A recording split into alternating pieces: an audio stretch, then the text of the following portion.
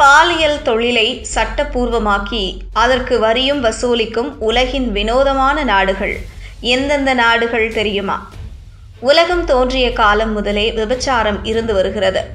இந்தியாவின் சில இடங்களில் விபச்சாரம் சட்டவிரோதமாக கருதப்படாவிட்டாலும் ஒட்டுமொத்தமாக இந்தியாவை பொறுத்தவரை அது தடை செய்யப்பட்டதாகவும் சட்டவிரோதமானதாகவும் உள்ளது. ஆனால் உலகின் பல நாடுகள் விபச்சாரத்தை சட்டப்பூர்வமான தொழிலாக அங்கீகரித்து அதற்கு வரியும் வசூலிக்கின்றன.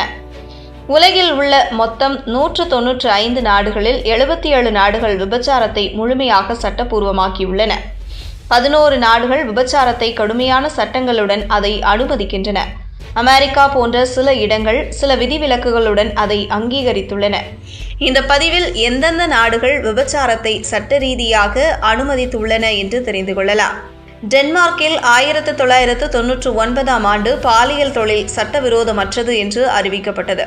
இது சட்டபூர்வமாக்கப்பட்ட காரணம் அது வெளிப்படையாக நடந்தால் அதனை கண்காணிப்பது எளிதாக இருக்கும் என்று கருதப்பட்டது. சட்டவிரோத தொழிலை விட சட்டப்பூர்வ தொழிலை கண்காணிப்பது எப்போதும் எளிதானது. இருப்பினும் பாலியல் உறவுக்கு கட்டாயப்படுத்துதல், கடத்தல் மற்றும் சிறார்களை வற்புறுத்துதல் போன்ற 3ஆம் தரப்பு நடவடிக்கைகள் சட்டவிரோதமாகவே உள்ளன. பின்லாந்தில் பாலியல் தொழில் சட்டப்பூர்வமானது. ஆனால் பொது இடங்களில் பாலியல் தொழிலை நடத்துவது சட்டவிரோதமானது. அதேபோல் கடத்தி கொண்டு வரப்பட்டவர்களை வாங்குவதும் பாலியல் தொழிலில் ஈடுபடுத்துவதும் சட்டவிரோதமானது. 1990களில் ஏற்பட்ட பொருளாதார மந்த நிலையின் போது பாலியல் தொழில் அதிக அளவில் தொடங்கியது. தற்போது பின்லாந்தில் மற்ற தொழில்களைப் போலவே சிவப்பு விளக்கு மாவட்டங்கள் அனைத்தும் இணையம் மற்றும் தனிப்பட்ட விளம்பரங்கள் மூலம் அணுகக்கூடியதாக உள்ளது. கோஸ்டாரிக்காவில் பாலியல் தொழில் முற்றிலும் சட்டப்பூர்வமானது. உண்மையில் இங்கு ஒரு சாதாரண தொழிலாகும். குறிப்பாக பிரபலமான சுற்றுலா தலங்களில் இது மிகவும் சகஜமானதாக உள்ளது. பாலியல் தொழில் சட்டப்பூர்வமானதாக இருந்தாலும் சிறார்களை வைத்து பாலியல் தொழில் செய்வது, கடத்துவது போன்றவை தடை செய்யப்பட்டதாக உள்ளது. ஆனால் பாலியல் நோக்கங்களுக்காக கடத்தப்படும் பெண்கள் மற்றும் குழந்தைகளுக்கு கோஸ்டாரிக்கா தலைமையிடமாக இருப்பது துரதிர்ஷ்டவசமானது. பாலியல் தொழிலில் ஈடுபடுபவர்கள் 18 வயதுக்கு மேற்பட்டவர்களாக இருந்தால் அர்ஜென்டினாவில் பாலியல் தொழில் சட்டப்பூர்வமானது. இருப்பினும் விபச்சாரத்தை ஊக்குவிப்பது மற்றும் சுரண்டுவது இங்கு பிரச்சனையாக உள்ளது. குறிப்பாக பெண்கள் மற்றும் குழந்தைகளை நாட்டிற்குள் விபச்சாரத்துக்காக கடத்துவது ஒரு பிரச்சனையாக மாறியுள்ளது. மனித கடத்தல், பாலியல் விடுதி வைத்திருப்பது அல்லது ஒருவரை கட்டாயப்படுத்தி விபச்சாரத்தில் ஈடுபடுத்துவது சட்டவிரோதமானது. பாலியல் தொழிலுக்கு எதிராக கனடாவில் எந்த சட்டமும் இல்லை. ஆனால் பாலியல் விடுதியை வைத்திருப்பது தடை செய்யப்பட்டுள்ளது. பாலியல் தொழில் குறித்து சந்தைப்படுத்துவது அல்லது பொதுவெளியில் தொடர்பு கொள்வதும் சட்டவிரோதமானது.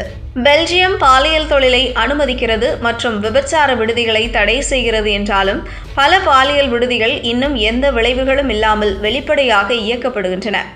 ஆனால் அதிகாரிகள் சிவப்பு விளக்கு மாவட்டங்களை காவல் கண்காணிப்பதில் எந்த முயற்சியும் எடுப்பதில்லை. பிரான்சில் பாலியல் தொழில் சட்டப்பூர்வமானது. ஆனால் விபச்சார விடுதிகள், விளம்பரங்கள் போன்றவை தடை செய்யப்பட்டது. பிரெஞ்சு அரசாங்கம் 2003இல் ஒரு மசோதாவை நிறைவேற்றியது. அதன்படி மறைமுக விளம்பரம் கூட சட்டவிரோதமானது. இந்த புதிய சட்டம் ஒருவரின் உடை அல்லது தோரணையை பயன்படுத்துவதை விபச்சாரத்தை விளம்பரப்படுத்தும் முறையாக வகைப்படுத்தியது. நாட்டில் உள்ள 18,000 விபச்சாரிகளில் யாராவது அமைதியை குலைப்பதாக குற்றம் சாட்டப்பட்டால் அவர்கள் 6 மாத சிறை தண்டனை அல்லது $7,500 வரை அபராதம் விதிக்கப்பட்டனர். இதனால் 500 பெண்கள் பாராளுமன்றத்திற்கு வெளியே போராட்டம் நடத்தினர். ஜெர்மனியில் சுமார் 4 லட்சம் பேர் பாலியல் தொழிலில் ஈடுபட்டுள்ளனர். அவர்களின் வருவாய் மிகப்பெரிய நிறுவனங்களை விட அதிகமாகும். ஜெர்மனியில் பாலியல் தொழில் ஒவ்வொரு ஆண்டும் சுமார் 6 பில்லியன் யூரோக்களை ஈட்டுகிறது மற்றும் சுமார் 1.2 மில்லியன் வாடிக்கையாளர்களை கொண்டுள்ளது.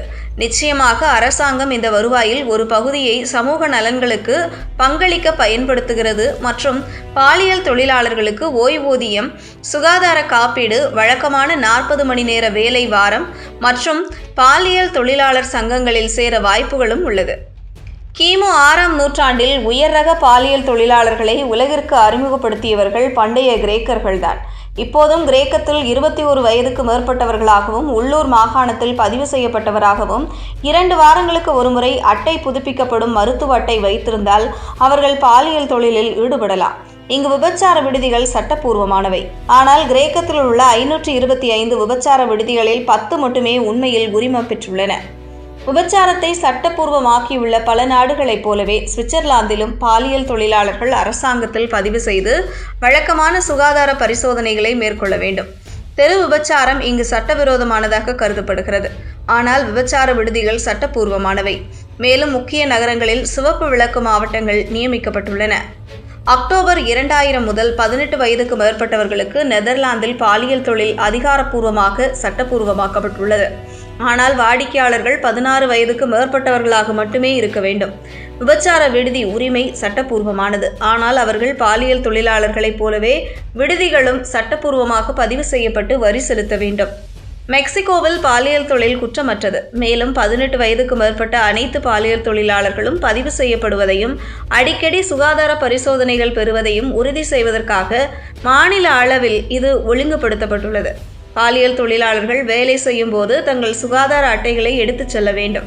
மேலும் அவர்களின் நகரத்தின் சிவப்பு விளக்கு மாவட்டத்தில் தங்க வேண்டும். மெக்சிகோவின் 31 மாநிலங்களில் 13 மாநிலங்கள் விபச்சாரத்தை தீவிரமாக ஒழுங்குபடுத்துகின்றன.